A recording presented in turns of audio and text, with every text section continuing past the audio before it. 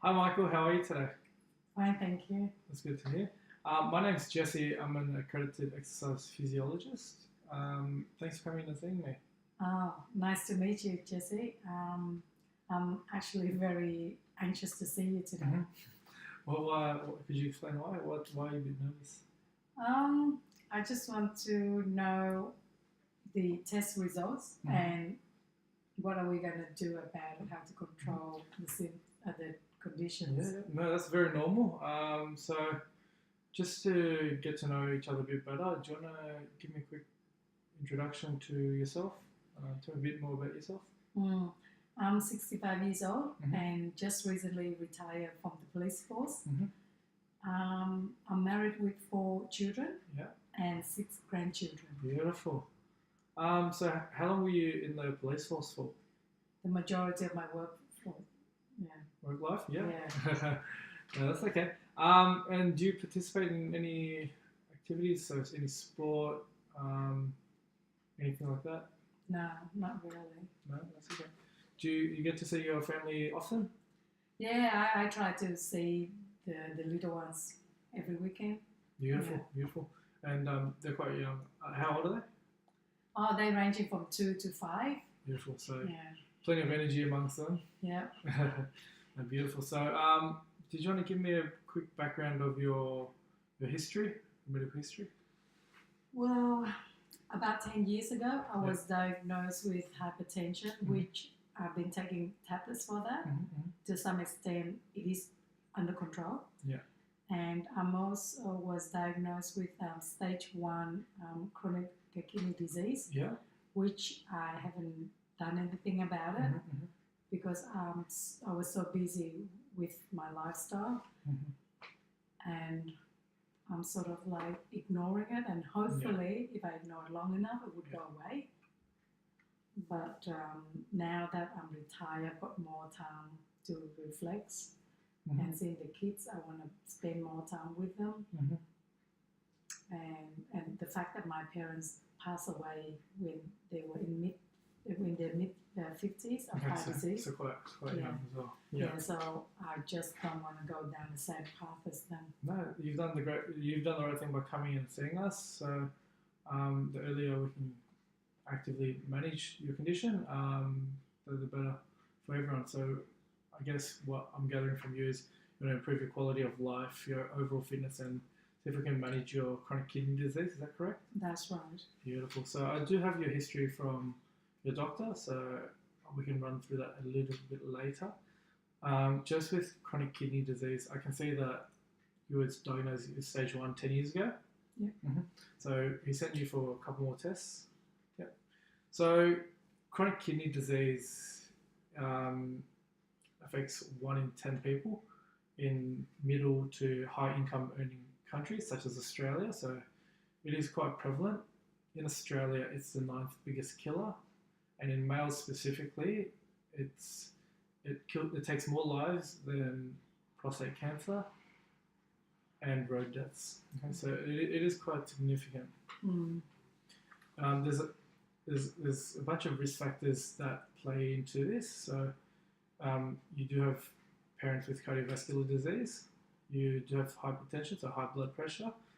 Your BMI, which is your body mass index, is high as well. So the way that works is we get your height, and we have that compare that to normative data for your weight. And the way we measure that is there's a scale, and then we'll fit you on the scale according to the BMI. Okay. For a male, the risk factor is there's a positive risk factor for males if you have a waist circumference of greater than 105 centimeters. So from your doctor's measurements, I can see that is 105.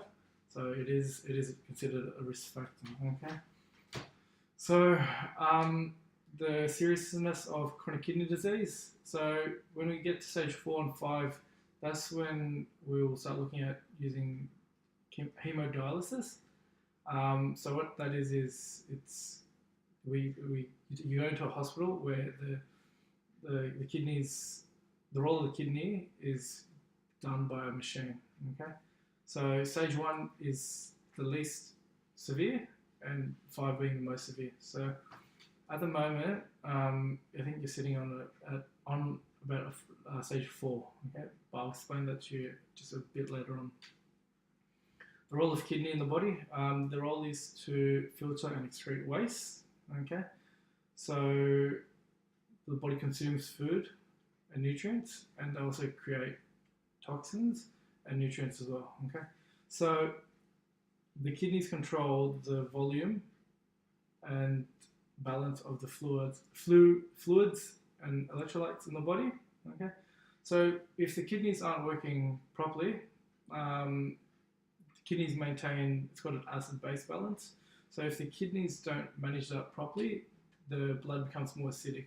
Now what that means for someone like yourself is organs start to fail because there's just a build-up of toxins and there's no way to excrete it because the kidneys are not working. Okay. So unwanted waste are excreted by urine. So your urine levels and what makes up the urine can indicate what's going on inside your kidneys. Okay.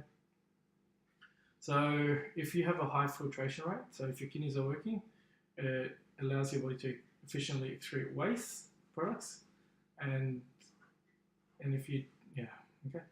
So have you had any acute injuries to your kidneys? So any impact, anything like that? No. So with kidney injuries, there's either chronic kidney disease, which is what I'm leaning towards in your diagnosis and what you've been diagnosed with, and there's acute injuries. So acute injuries take place. So you, for example, you get hit and then your kidney function is impaired for a couple of months. Okay. So the way we measure the severity of kidney damage in chronic kidney disease is by glomerular filtration rate. So the higher the rate, the better. So when your rate is at 60 milliliters per minute, lower than 60 milliliters per minute, that's when your kidneys stop working as efficiently as they can. Okay, so with your results, I can see that it's 27. Right.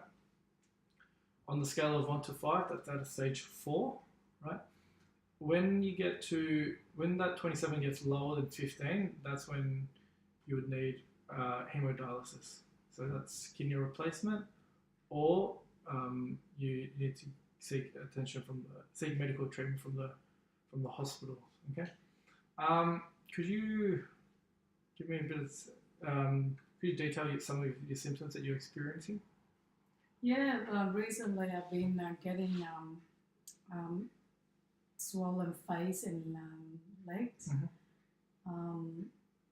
My muscles, what do you call it? What do you call it? Muscle. Twitching, cramps. No, not cramps. Cramps, yeah, muscle cramps. Yep.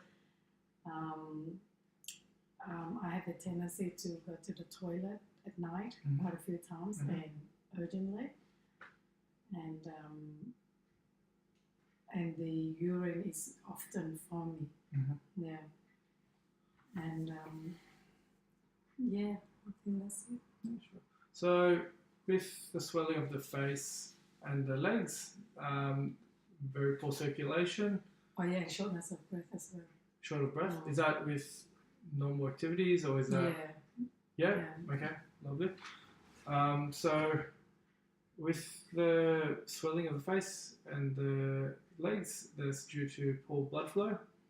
Muscle cramps is due to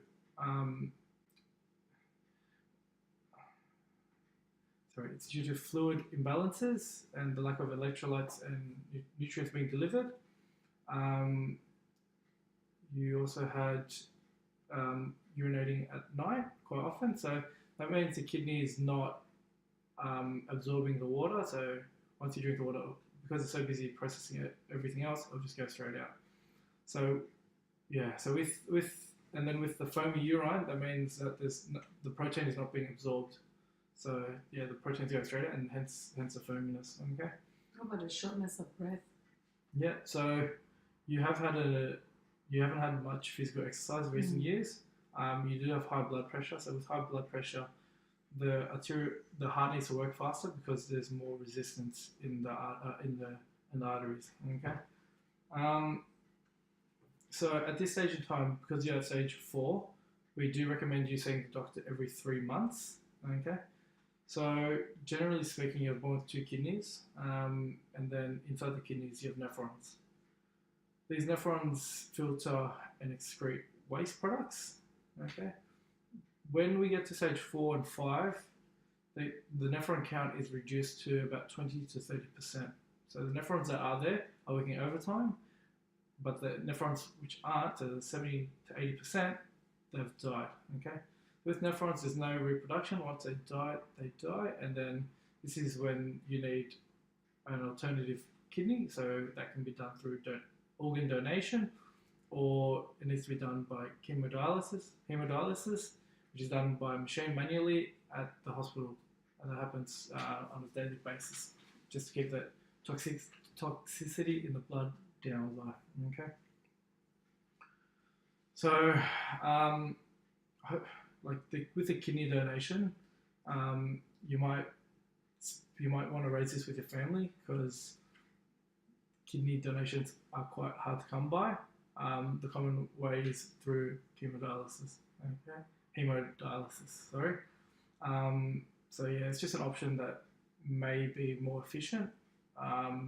Normally, humans can survive with 1 kidney. So if you take care of it and you get a good one, that should be more than enough. But